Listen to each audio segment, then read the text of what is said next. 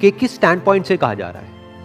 जब तक हम किसी भी बात के कॉन्टेक्स्ट को नहीं समझते हैं और हम उस बात को एज इट इज ले लेते हैं तो हम एक बहुत बड़ी गलती करते हैं। हम क्या करते हैं, हम उसको लाइफ में हर जगह अप्लाई करने की कोशिश करते हैं। हम क्या कहेंगे कि ये बात उन्होंने कही है तो ये बात सही है। ये बात सही नहीं है, ये एक पर्टिकुलर स्टैंड पॉइंट से सही है। ये बेसिकली कंप्यूटर सॉफ्टवेयर के पॉइंट ऑफ व्यू से कह रहे हैं, तो उस स्टैंड पॉइंट से ये बात बिल्कुल सही है। लेकिन अगर इस बात को किसी और फील्ड में अप्लाई किया जाएगा तो ये बात गलत है। फॉर एग्जाम्पल, कोई चार्टर्ड अकाउंटेंट है और उसको ऑडिट करना है किसी कंपनी में जा करके, तो उस ऑडिट को करने की कुछ गाइडलाइंस है जिसको फॉलो करना है, उसके अकॉर्डिंग एक ऑडिट की रिपोर्ट बनानी है। लेकिन अगर वो आदमी आलसी हुआ तो वो ढंग से ऑडिट ही नहीं करेगा, तो जो फाइनेंशियल्स में गलतियां हैं उसको वो पकड़ ही नहीं पाएगा। तो ये जो बात कही जा रही है, ये कही जा रही है कंप्यूटर सॉफ्टवेयर के पॉइंट ऑफ व्यू से। फॉर एग्जाम्पल, एक तरह की एक सर्च क्वेरी है जिसके ऊपर काम किया जा रहा है, तो सर्च क्वेरी को एग्जीक्यूट करने के लिए अगर वो एक कॉम्प्लिकेटेड सर्च क्वेरी है तो हो सकता है कोई बंदा है उसने 1000 लाइन का कोड लिखा है। लेकिन अगर कोई आलसी आदमी होगा तो वो क्या कहेगा कि यार क्या 1000 लाइन का कोड लिखना, उसी को वो हो सकता है 10 लाइन में लिख दे। तो जितना शॉर्ट कोड होता है, जितना सिंपल होता है, उतना बेटर होता है। तो सॉफ्टवेयर के पॉइंट ऑफ व्यू से ये बात बिल्कुल सही है, आईटी फील्ड के पॉइंट ऑफ व्यू से ये बात बिल्कुल सही है। वो पर्सन क्या करेगा, वो एक शॉर्टकट निकाल लेगा उसी क्वेरी को एग्जीक्यूट करने के लिए, यानी वो कॉम्प्लिकेटेड से कॉम्प्लिकेटेड काम को भी आसान बना देगा, शॉर्ट में कोडिंग करके काम खत्म कर देगा।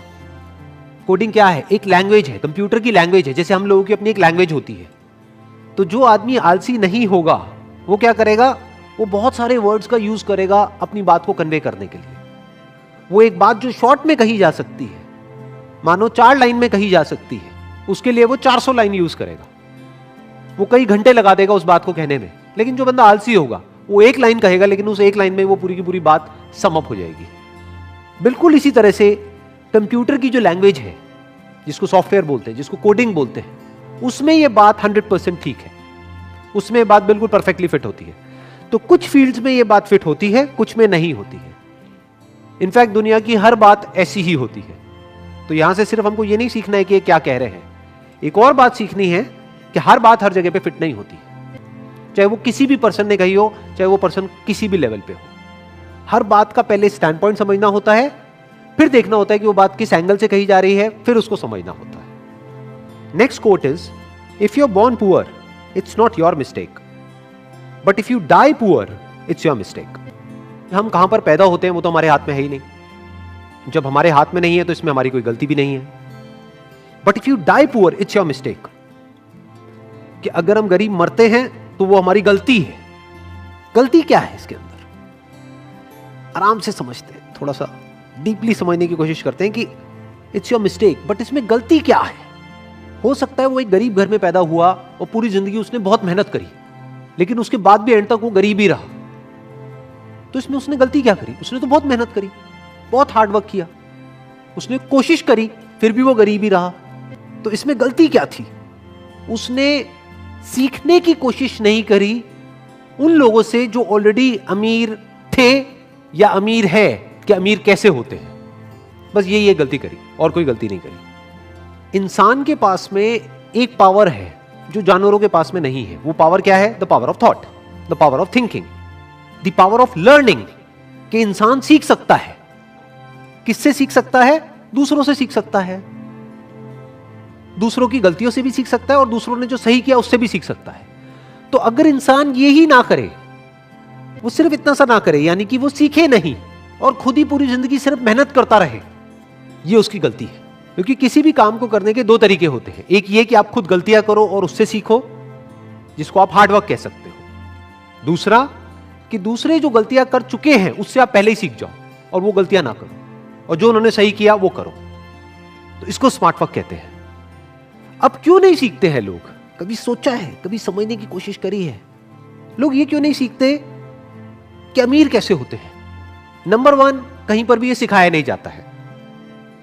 अगर कोई गरीब घर में पैदा हुआ है तो उसको ये नहीं सिखाया जाएगा कि अमीर कैसे होते हैं। उसको ये सिखाया जाएगा कि गरीबी में जीते कैसे हैं, गरीबी में एडजस्ट कैसे करते हैं, गरीबी में गुजारा कैसे करते हैं। और उसको जितने भी डायलॉग सुनने को मिलेंगे सुबह से रात तक, वो सारे ऐसे ही होंगे जो इसी बात को और पक्का करते चले जाएंगे और रीइंफोर्स करते चले जाएंगे कि जितनी चादर है उतने ही पैर फैलाओ। मतलब क्या, कि कि अगर आप गरीब हो तो गरीबी में ही गुजारा करना सीखो, अपनी चादर को बड़ा मत करो, हवा में मत उड़ो, अपने पैर हमेशा जमीन पर रखो, बड़े बड़े सपने मत देखो। कोई भी आदमी अमीर या गरीब बाद में होता है बाहर की दुनिया में, पहले वो अंदर अमीर या गरीब होता है। इनफैक्ट किसी का भी आप एग्जाम्पल उठा करके देख लो जो बिल्कुल ही एक नीचे के लेवल से उठ करके पता नहीं कहां किस लेवल पे गया है। फॉर एग्जाम्पल धीरूभाई अंबानी, उनकी अगर आप स्टार्टिंग देखोगे तो बहुत ही एक छोटे लेवल से उन्होंने अपने करियर की शुरुआत करी थी, लेकिन उसको पता नहीं कहां का कहां ले गए। वो बाद में अमीर हुए, लेकिन पहले ही अपनी सोच के लेवल पे वो अमीर थे। यानी पहले वो सोच के लेवल पर अमीर हुए, बाद में बाहर अमीर हुए। ऐसा ही सबके साथ होता है, पहले हम अंदर से अमीर होते हैं, बाद में बाहर अमीर होते हैं। अब अंदर से अमीर कैसे होते हैं और अंदर से गरीब कैसे होते हैं? अगर अंदर ऐसे थॉट्स हमारे माइंड में जाएंगे जिसको हम एक्सेप्ट कर लेंगे, जो थॉट्स हमको आगे नहीं बढ़ने देते हैं, तो वो हमको गरीबी की तरफ ले जाएंगे। और कुछ ऐसे थॉट्स होते हैं जहां से आपका दिमाग खुलता है और आप कहते हो कि अच्छा ये पॉसिबल है कि ये आदमी मेरे से भी एक नीचे वाले लेवल से उठ करके इस लेवल पे पहुंच गया, इसका मतलब इसके लिए पॉसिबल है तो मेरे लिए भी पॉसिबल है। तो ये थॉट्स आपको अमीरी की तरफ ले जाते हैं at the level of your thought. अब पहले आदमी यहां अमीर होता है, बाद में बाहर अमीर होता है।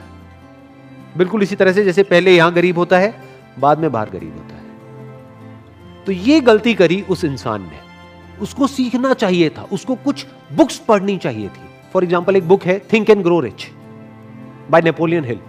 ये बुक कैसे लिखी गई थी? आज से बहुत साल पहले लिखी गई थी। जो ऑथर है वो गए और जा करके मिले ऐसे बहुत सारे लोगों से जिन्होंने कुछ एक्स्ट्राऑर्डिनरी लाइफ में अचीव किया है, और उन सबके अंदर कुछ कॉमन ट्रेट्स को नोटिस किया, कुछ ऐसी बातें नोट करी जो हर उस इंसान में थी जो गरीब से अमीर हुआ, और वो सब जो सीखा उसको उस बुक में उतार दिया। कई साल लगे उनको ये रिसर्च करने में और ये बुक को लिखने में, और कुछ घंटे लगने थे ये बुक पढ़ने के लिए, लेकिन 99% लोग नहीं पढ़ते। ये गलती उन्होंने करी, ये जो बुक नहीं पढ़ी ये गलती करी, क्योंकि वो खुद जा करके नहीं मिल सकते उन लोगों से जिन्होंने कुछ एक्स्ट्राऑर्डिनरी अचीव किया है, क्योंकि उनके घर के अंदर भी नहीं घुसने दिया जाएगा उन लोगों को, क्योंकि अभी उन्होंने कुछ अचीव नहीं किया है। ये बात सच है, लेकिन उनकी बुक तो पढ़ सकते हैं। सोचो, उस बुक से तो सीख सकते हैं। डायरेक्टली उन लोगों से नहीं मिल सकते जो दुनिया के सबसे अमीर लोग हैं, बट इनडायरेक्टली इस बुक के थ्रू तो मिल सकते हैं, उनकी थिंकिंग को समझ सकते हैं। सिर्फ यही नहीं कि एक आदमी की थिंकिंग कैसी है, ये कि ऐसे बहुत सारे लोगों की थिंकिंग में क्या कॉमन है वही तो समझना जरूरी है ना। एक्सेप्शंस को समझना जरूरी नहीं है। एक्सेप्शंस को समझने का मतलब क्या कि किसी आदमी की लॉटरी लग गई और वो अमीर हो गया, उसकी बात नहीं करी जा रही इस बुक में। क्या बात करी जा रही है? बिल्कुल ही एक नीचे के लेवल से शुरू किया और पता नहीं कहां पहुंच गए, ये कहा जा रहा है उस बुक में। ऐसी और भी बहुत सारी बुक्स हैं जो लिखी जा चुकी है। अगर कोई आदमी इन सारी बुक्स को पढ़े तो एक बात तो पक्की है, ये पक्का नहीं है कि वो अमीर होगा या नहीं होगा, एक बात तो पक्की है कि उसकी थिंकिंग चेंज होगी। इसमें तो कोई डाउट ही नहीं है ना। अंदर से उसकी थॉट प्रोसेस चेंज हो जाएगी, and you can say that half of the job is done once the thought process is changed. आधा काम हो गया, अब बाकी आधा काम उसको खुद करना है। यानी सिर्फ थिंकिंग से भी तो कुछ नहीं होता है ना। बुक को पढ़ लिया, ठीक है, थिंकिंग के लेवल पे वो पता नहीं क्या बन गया, बट प्रैक्टिकली तो एक्शंस लेने ही पड़ेंगे ना। प्रैक्टिकली रिस्क लेना पड़ेगा, प्रैक्टिकली बहुत कुछ करना पड़ेगा, वो तो उसी को करना है। बट दोनों का अपना रोल है, बिना एक के दूसरा नहीं हो सकता। नॉलेज तभी काम की है जब उसको एक्शन में लाया जाए। तो सीखा तो सही, लेकिन उसको प्रैक्टिकली लाइफ में अप्लाई नहीं किया, ये दूसरी गलती। तीसरी गलती, अप्लाई भी किया, यानी जो सीखा उसको प्रैक्टिकली अप्लाई भी किया, लेकिन जब अप्लाई किया तो नहीं सीखा कि अप्लाई कैसे करते हैं। दो चीजें सीखनी पड़ेंगी। एक, थिंकिंग के लेवल पे पहले आपको अमीर होना होगा, यानी पॉसिबिलिटीज को देखना होगा। दूसरा कि प्रैक्टिकली एक काम को कैसे करते हैं, तो उसके लिए आपको अलग तरह की बुक्स चाहिए। उसमें ये बुक काम नहीं आएगी, थिंक एंड ग्रो रिच। ये बुक कहां पर काम आएगी? आपकी थिंकिंग को एक्सपैंड करने के लिए, कि अभी जो आपकी थिंकिंग में ये बैठा हुआ है बचपन से, जैसे एनवायरमेंट में आप बड़े हुए हो कि मैं कुछ नहीं कर सकता, कि आपकी थिंकिंग में ये आने लग जाएगा कि नहीं, जब इतने लोग कर सकते हैं तो मैं भी कर सकता हूं। आपके अंदर से ये आने लग जाएगा, जो बहुत इंपॉर्टेंट है। लेकिन इसका मतलब ये नहीं है कि आप कुछ भी कर सकते हो। जो करना है वो सीखना तो पड़ेगा ना। तो अब अगर प्रैक्टिकली आपको कोई काम करना है तो उसके लिए अलग तरह की बुक्स हैं। जैसे थिंक एंड ग्रो रिच आपको मार्केटिंग नहीं सिखाएगी कि मार्केटिंग कैसे करते हैं। अरे तो मार्केटिंग तो सीखो। मार्केटिंग के लिए एक अलग बुक है, that is marketing management by Philip Kotler for example, और ऐसी मार्केटिंग के ऊपर और बहुत सारी बुक्स हैं। तो मार्केटिंग को अलग से सीखना पड़ेगा कि अगर आपने एक एक्स्ट्रा ऑर्डिनरी प्रोडक्ट बना भी लिया या कोई बहुत अच्छी सर्विस आप दे भी रहे हो लेकिन किसी को पता ही नहीं है तो क्या होगा, कोई वो प्रोडक्ट नहीं लेगा, फिर आप कहोगे मेरा बिजनेस फेल हो गया। अरे तो मार्केटिंग तो सीखो। और लोगों को क्या लगता है कि अगर हमको मार्केटिंग सीखनी है तो हमको जाकर के MBA करना पड़ेगा मार्केटिंग में, तभी हम मार्केटिंग सीख सकते हैं। ऐसा कुछ नहीं है, बहुत सारी बुक्स हैं, वहां से हम खुद पढ़ करके सीख सकते हैं। कितना डीपली आप सीख सकते हो उसकी कोई लिमिट नहीं है। तो ये जो कोटेशन में कहा जा रहा है इसमें 3 तरह की गलतियां हो गई। पहली गलती कि सीखना ही नहीं, दूसरी गलती कि सीखना लेकिन कभी भी एक्शन नहीं लेना, तीसरी गलती एक्शन तो लेना लेकिन वो एक्शन गलत डायरेक्शन में है, बिना सीखे एक्शन लेना, या जिस फील्ड में आप एक्शन ले रहे हो उस फील्ड को बारीकी से ना समझना, ये गलती हो गई।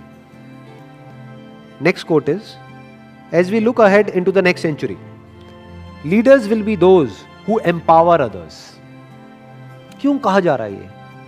बिकॉज अब हम इंफॉर्मेशन एज में एंटर कर चुके हैं। Information age is all about empowering others in one way और द अदर। ध्यान से देख लो, जो भी मार्केट लीडर्स हैं आज की डेट में वर्ल्ड वाइड, वो क्या कर रहे हैं?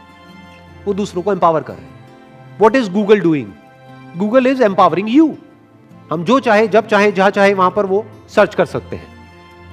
तो गूगल ने क्या किया? हमको एम्पावर कर दिया कि हम किसी भी इंफॉर्मेशन को कहीं भी बैठे बैठे कभी भी एक्सेस कर सकते हैं। ये मोबाइल फोन क्या कर रहा है, स्मार्टफोन क्या कर रहा है? हमको एम्पावर कर रहा है। सोशल मीडिया क्या कर रहा है? हमको एम्पावर कर रहा है कि हम ऑनलाइन सबसे कनेक्ट कर सकते हैं, पूरी दुनिया से कनेक्ट कर सकते हैं। सोशल मीडिया ने क्या किया है? हर एक के हाथ में पावर दे दी है। कोई भी अब बैठे बैठे कहीं से भी मोबाइल में कुछ भी रिकॉर्ड करके अपनी बात को कह सकता है पूरी दुनिया से। तो एक वे में क्या किया सोशल मीडिया ने? एम्पावर कर दिया हर इंडिविजुअल को, सिर्फ कुछ इंडिविजुअल्स को नहीं। आज से 100 साल पीछे अगर हम चले जाए तो लीडर का मतलब क्या था? जिसके पास में पावर हो, और सिर्फ कुछ लोगों के हाथ में वो पावर थी, बाकी लोग पावरलेस थे। आज हर एक के हाथ में पावर है, हर एक के हाथ में मोबाइल फोन है, तो कोई भी अपनी बात कह सकता है, और अगर उस बात में दम है तो वो बात पूरी दुनिया तक पहुंच सकती है, और पहुंच ही रही है बहुत लोगों की बातें। तो हुआ क्या है? एक इंडिविजुअल एम्पावर्ड हो गया है। आज सिर्फ कुछ सिलेक्टेड लोग नहीं है जिनके हाथ में पावर हो, हर एक के हाथ में पावर है। तो इस इंफॉर्मेशन एज में क्या किया जा रहा है? एम्पावर किया जा रहा है लोगों को। पहले के टाइम में क्या होता था कि ये कंपनी है, अब आप अपने आप को बदलो अगर आपको उसके प्रोडक्ट को यूज करना है तो। ये थी इंडस्ट्रियल एज कि ये हमने गाड़ी बना दी, अगर आप इस गाड़ी को चलाना चाहते हो तो अपने आप को चेंज करो इस गाड़ी के अकॉर्डिंग। वो गाड़ी को उस पर्सन के अकॉर्डिंग चेंज नहीं करेंगे। बट फ्यूचर क्या है? सब कुछ आपके हिसाब से होगा, एक इंडिविजुअल के हिसाब से होगा। Now individual is at the centre, और उस इंडिविजुअल के हिसाब से सब कुछ कस्टमाइज किया जा रहा है। इसको इंफॉर्मेशन एज बोलते हैं। ध्यान से समझो, हम गूगल के अकॉर्डिंग नहीं चल रहे हैं, गूगल हमारे अकॉर्डिंग चल रहा है। जो हमें चाहिए गूगल वो दे रहा है, और किसे चाहिए? हर इंसान को अलग अलग चाहिए, तो हर इंसान को अलग अलग चीजें दे रहा है गूगल, चाहे वो गूगल हो, चाहे फेसबुक हो, चाहे कोई भी हो। It's all about empowering an individual, a person. यानी अब जो अगले 100 साल होंगे उसमें सबसे बड़ा चैलेंज क्या होगा कि मेरा जो प्रोडक्ट है जो मास कंजम्पशन के लिए है, क्या मैं उसको कस्टमाइज कर सकता हूं इंडिविजुअल्स के अकॉर्डिंग या रीजन्स के अकॉर्डिंग? ये अब आने वाला टाइम है। Amazon जो इतना सक्सेसफुल हुआ, क्यों हुआ? उसके पीछे रीजन क्या है? और सिर्फ इंडिया में नहीं, पूरे वर्ल्ड में क्यों हुआ? उसने यही किया जिसकी अभी मैं बात कर रहा हूं। उसने कस्टमर से पूछा आपको क्या चाहिए? कस्टमर ने कहा मुझे तो सेम डे डिलीवरी चाहिए। अब अगर Amazon चाहता तो ये भी बोल सकता था कि सेम डे तो पॉसिबल ही नहीं है, 1-2 लोग होते तो मैं डिलीवर कर देता। ये तो लाखों करोड़ों लोग हैं, करोड़ों लोगों को मैं सेम डे डिलीवरी कैसे कर सकता हूं? बट Amazon ने खुद को पूरी तरह से बदल दिया, अपने डिस्ट्रीब्यूशन सिस्टम को पूरी तरीके से बदल दिया, बेस्ड अपॉन कि इंडिविजुअल्स को क्या चाहिए, कस्टमर को क्या चाहिए। कस्टमर ने कहा सेम डे डिलीवरी, उसने कहा लो जी सेम डे डिलीवरी। अगर दूसरे वे में देखा जाए तो उसने क्या किया? उसने एम्पावर कर दिया कस्टमर्स को। तो फ्यूचर में क्या होगा? Technology is going to be more and more personal. Future में सब कुछ पर्सनलाइज होगा। आपको क्या चाहिए आप बताओ, वो आपको मिलेगा। सिर्फ सर्विसेज में नहीं, सिर्फ इंफॉर्मेशन में नहीं, यहां तक कि प्रोडक्ट्स में भी। सब कुछ कस्टमाइज हो जाएगा फ्यूचर में। जैसे फॉर एग्जांपल आप गाड़ी खरीदने जाते हो तो आज क्या होता है, आज उसकी एक कैटलॉग होती है जिसमें कुछ कलर के ऑप्शंस होते हैं कि ये 10 कलर के ऑप्शंस है, आप बताओ आपको इसमें से कौन सा चाहिए। ये आज हो रहा है, लेकिन आने वाले 100 साल बाद ऐसा नहीं होगा। 100 साल बाद क्या होगा, या 50 साल बाद भी क्या होगा, आपसे पूछा जाएगा बताओ आपको क्या चाहिए। ये लाखों ऑप्शंस है कलर्स के, आप चूज कर लो ऑनलाइन, अपना एक कलर बना लो और वो कलर की गाड़ी आपको मिलेगी। मतलब कि आपकी गाड़ी ऐसी होगी जो और किसी की नहीं होगी। यही तो सारा खेल है। और है क्या आपकी गाड़ी, मतलब क्या, सिर्फ आपकी गाड़ी नहीं, आपकी identity. It's not your car, it's you. जैसे आपके हाथ में टैटू है, वैसे ही आपकी एक गाड़ी है। वो गाड़ी किसको रिप्रेजेंट कर रही है, आपको रिप्रेजेंट कर रही है।